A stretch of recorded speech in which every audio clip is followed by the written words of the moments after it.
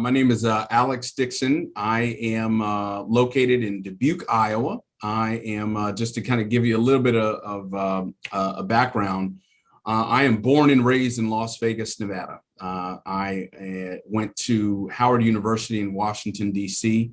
But while I was in high school and growing up, I was active in a lot of sports. I participated in student council. And I say my favorite job in life was I was a student body president at Durango High School in Las Vegas. And so what was neat about that job and that opportunity really was it was a great way to bring people together from all different backgrounds and walks of life. And so we would host these big activities and events on campus. And I would joke with people, we would bring all the jocks and the geeks and the freaks and everybody who sat at all the different tables in the lunchroom together. And we would talk about what was going on at school. And so that really is the anchor of my, let's call it, professional career. And what I joke with people is that I've been trying to chase that job ever since I became an adult.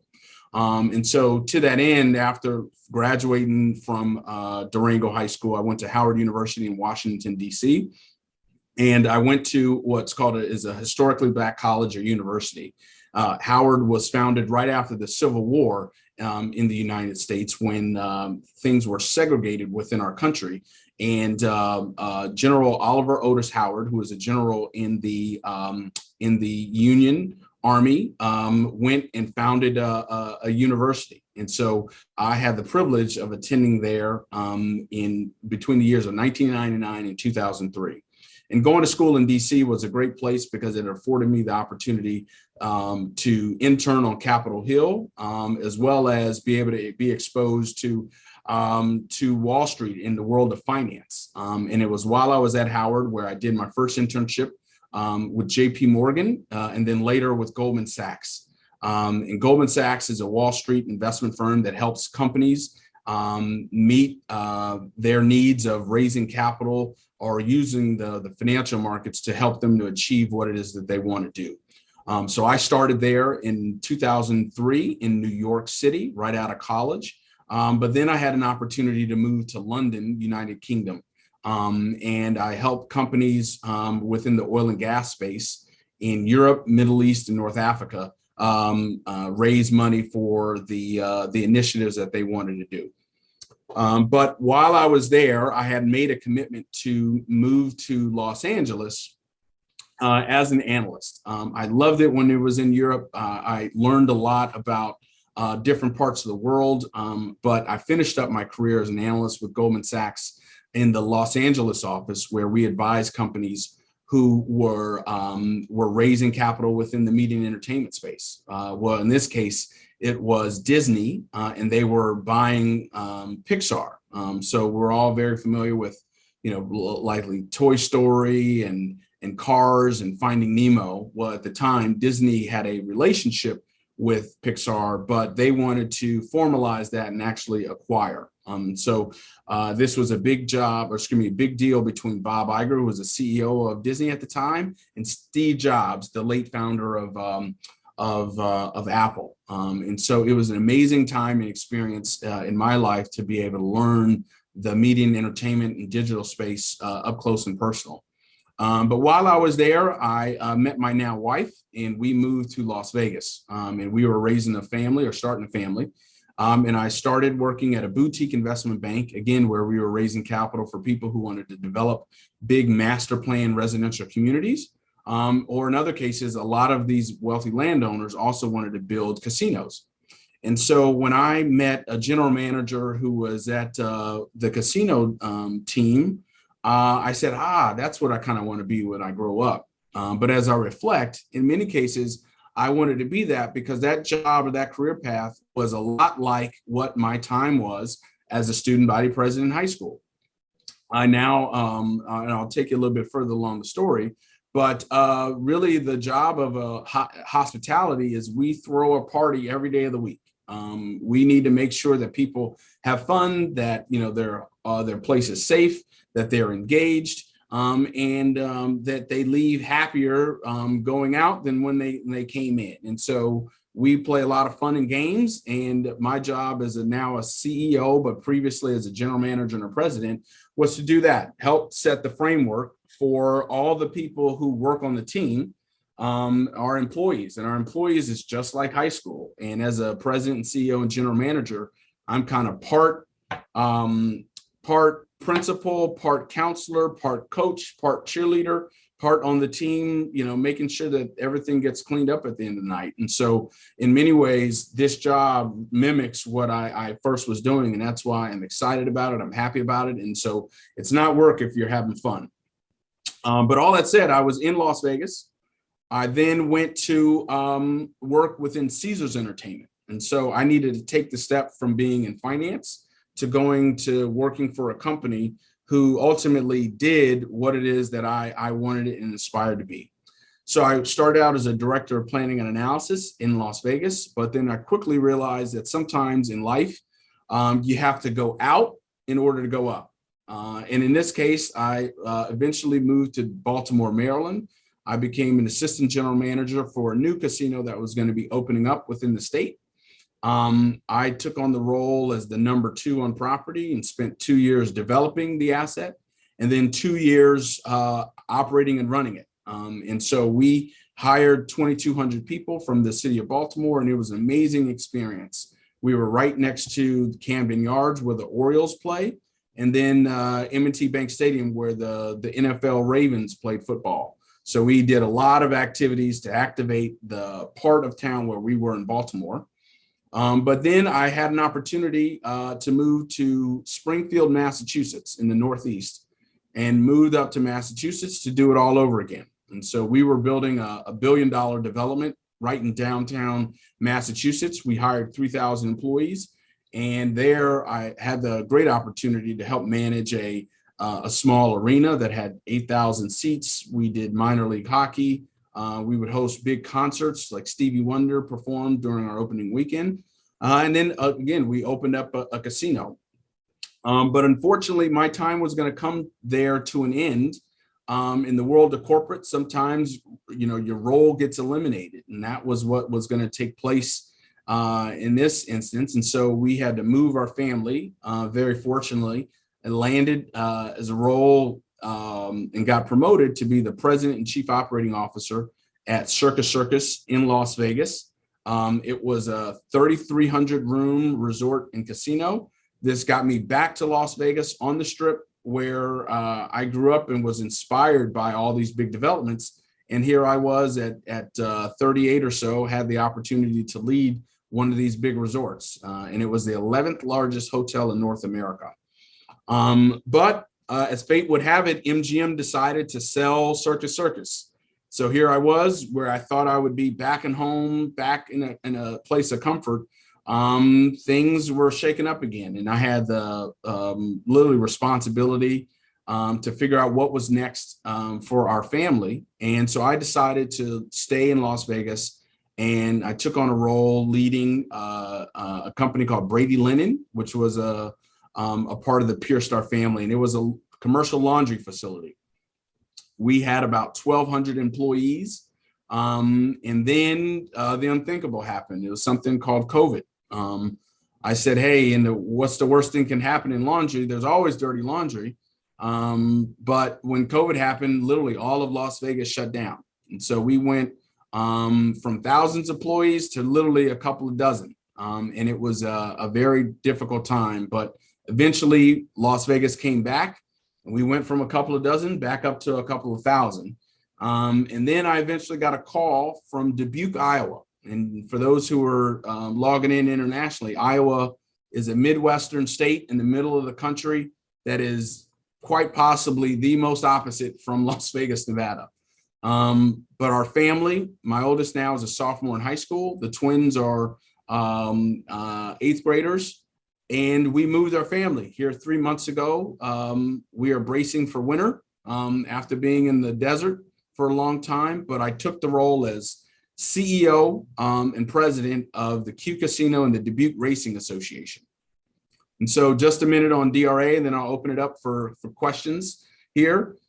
Is the Dubuque Racing Association is a nonprofit casino. We are owned by the city of Dubuque, and we give half of our profits back to the city. And then the other half we give to local nonprofits within the community.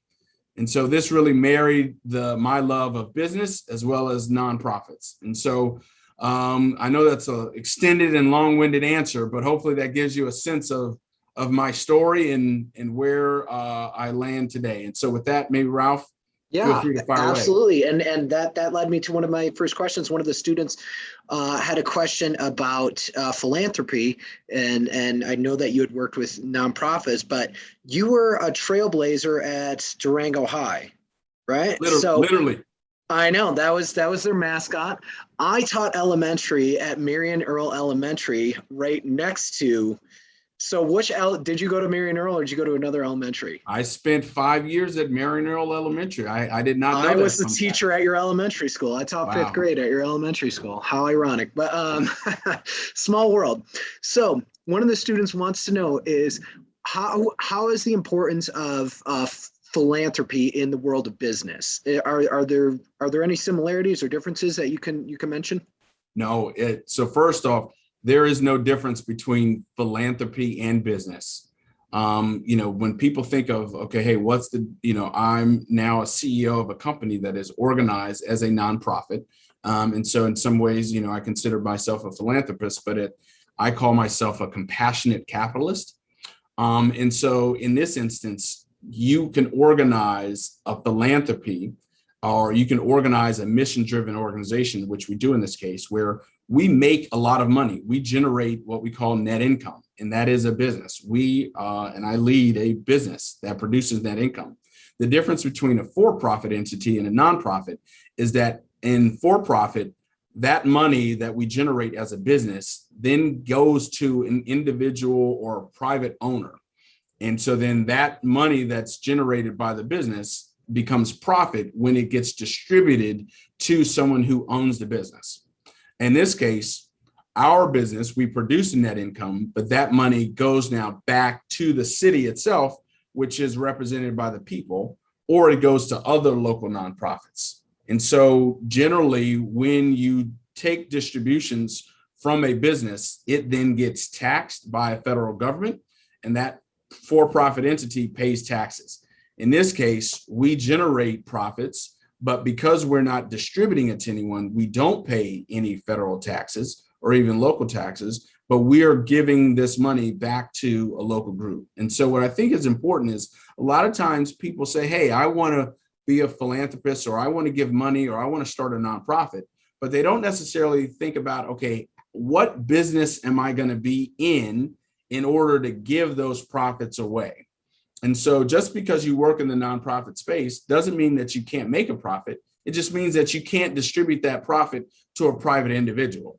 You can make a lot of money and do really well and do good for the community. And that's what excited me about this job and why I decided to move the family from Nevada, in a comfortable place where we loved it, to Iowa, because I could marry my love of business as well as philanthropy. That sounds wonderful. We have we'll unmute some. We have some student questions from Italy. We'll let Mev go first. She is a student in Italy, and she had a question about your personal and professional life being influenced. So go ahead, Mev. You can ask. Hello, Sir Dixon. Nice to meet you. I would like to know, how have all those important people you met in life helped you on your I think she had some professional path?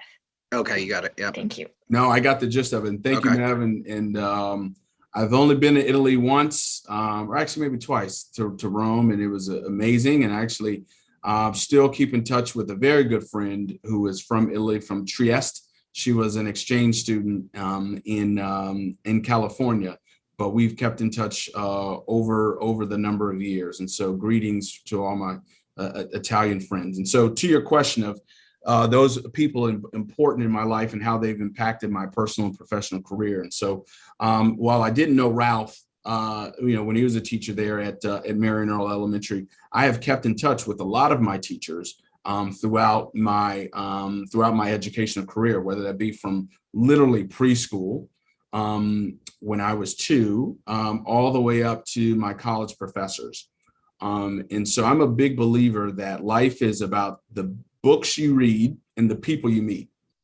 And so I'm a big picture taker. I love kind of capturing images because as I moved around the world, the only thing I really kind of value and treasured and take along there are all the different experiences. And those experiences are, in my view, caught through whether it's in now video or pictures. And so some of my most treasured pictures that I've taken are of the teachers who have been exposed, who've we've had spent time together or learned from one another. And so I think about some of the key people in my life, whether it's Carol Henley, who was a professor of mine in college, who helped expose me to the world of Wall Street, or my first grade teacher, who really, Ms. Auerbach, who really helped me to really focus and not only learn to read, but to use reading to learn. And those are two different kind of components. And so, really, I think about all the people who've impacted my life, and my success has really been an amalgamation or a collection of experiences that have been introduced and impacted by teachers throughout my life. That's great advice. And I know you have very little amount of time, but before we let you go, is there any advice that you could give to these kids all around the world and across America who are on here right now? I know that you've made the Marion Earl Eagles proud and the Durango Trailblazers proud as a fellow Nevadan. Thank you. I can't thank you enough. But what kind of advice would you give to all these kids as they go off into the world and kind of figure out who they want to become as somebody as accomplished as yourself?